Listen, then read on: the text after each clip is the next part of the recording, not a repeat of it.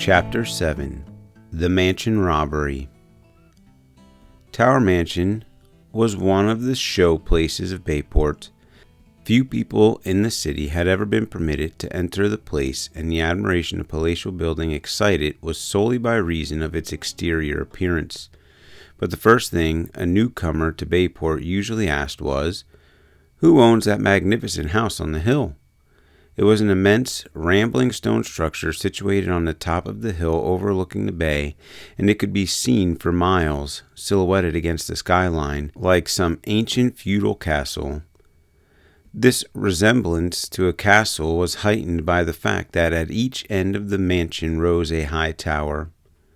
One of these towers had been built when the mansion was first erected by Major Applegate, an eccentric old army man who had made millions by lucky real estate deals and had laid the foundation for the Applegate fortune.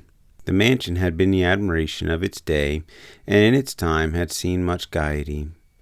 But as the years passed, the Applegate family became scattered until at least there remained but Herd Applegate and his sister Adelia, who continued living in the vast and lonely old mansion. Herd Applegate was a man of about 60 years of age. He was a tall, stooped man, eccentric in his ways, and his life seemed to be devoted to the collection of rare stamps. He was an authority on the subject, and nothing else in life appeared to hold a great deal of interest to him. The only visitors at Tower Mansion were philatelists from New York or expert desirous of appraising some new stamp that Herd Applegate had managed to secure from some remote part of the world. It had often been said in Bayport that Herd Applegate had accomplished only two things in life. He had collected stamps, and he had built a new tower on the mansion.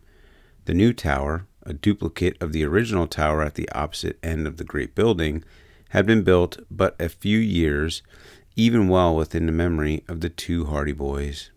Adelia Applegate, who lived in the Tower Mansion with her brother, was a maiden lady of uncertain years.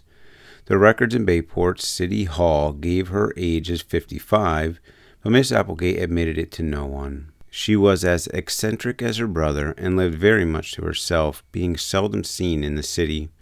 She was at one time a blonde, but she had endeavored to retain her youth by dyeing her hair, with the result that it was now a sort of dusty black. Chet Morton was fond of saying that Miss Applegate used to be a blonde, but she dyed. She dressed in all colors of the rainbow, and during frequent excursions into Bayport stores, when she would order the clerks about like so many soldiers, shouting at them in her high, cracked voice, had become historic on account of the wild and colorful garments she would carry off with her. These eccentric people were reputed to be enormously wealthy, although they lived simply and kept only a few servants. So when Herd Applegate came into the Bayport police station that afternoon and reported that the safe in his library had been broken open and that it had been robbed of all the securities and jewels it contained, the rumors that soon spread about the city magnified the actual loss until it became common talk that the loss amounted anywhere from $100,000 to $1 million. When Frank and Joe Hardy arrived home that evening, they met Herd Applegate just leaving the house. The man tapped the steps with his cane as he came out, and when he met the boys, he gave them an abrupt and piercing glance. "Good day," he growled, in a grudging manner, and went on his way. "He must have been asking Dad to take up the case," said Frank to his brother, as soon as Herd Applegate was out of earshot. They hurried into the house, eager to find out more about the robbery, and in the hallway they met Fenton Hardy, who had just seen Mr. Applegate to the door. "I hear the Tower Mansion was robbed," said Joe. Mr. Hardy nodded. "Yes, Mr. Applegate was just here. He wants me to handle the case." "How much was taken?" "Quite curious, aren't you?" remarked Mr. Hardy with a smile. "Well, I don't suppose it will do any harm to tell you. The safe in the Applegate library was opened. The loss will be about $40,000, I believe." "We heard it was over $100,000, exclaimed Joe.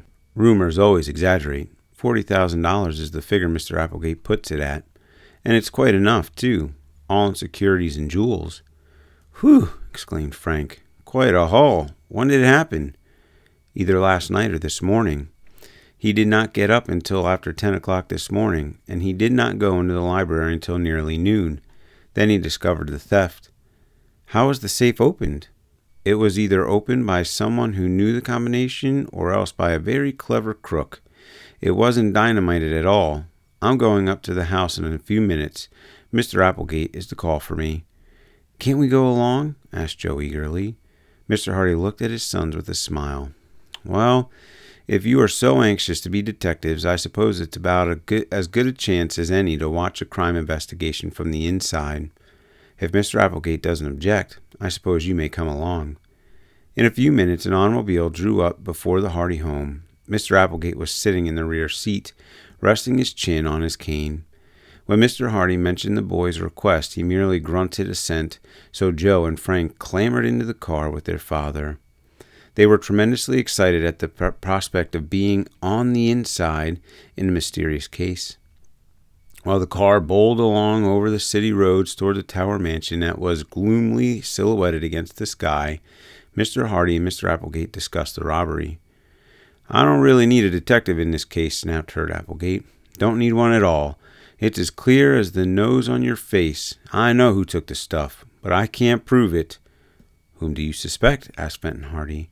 Only one man in the world could have taken it. Robinson. Robinson?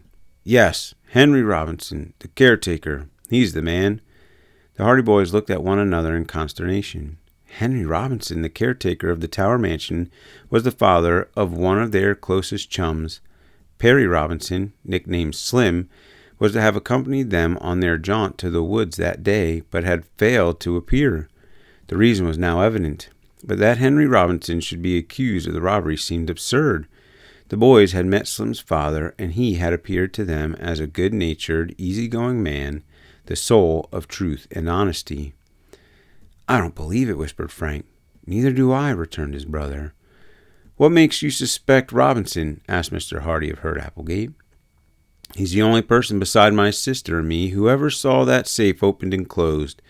He could have learned the combination if he kept his eyes and ears open. I believe he did. But is that your only reason for suspecting him? More than that. This morning he paid off a note at the bank. It was a note for $900, and I know for a fact that he didn't have more than $100 to his name a few days ago. The Robinsons have been hard up, for they had sickness in the family last winter, and Henry Robinson has had a hard time meeting his debts since then. Now, where did he raise $900 so suddenly? Perhaps he has a good explanation, said Mr. Hardy mildly. It doesn't do to jump at conclusions. He'll have an explanation, all right, sniffed Mr. Applegate, but it will have to be a mighty good one to satisfy me. Luckily, he'll not have to satisfy Mr. Applegate, but will have to convince a jury, if it gets that far, whispered Joe in his brother's ear.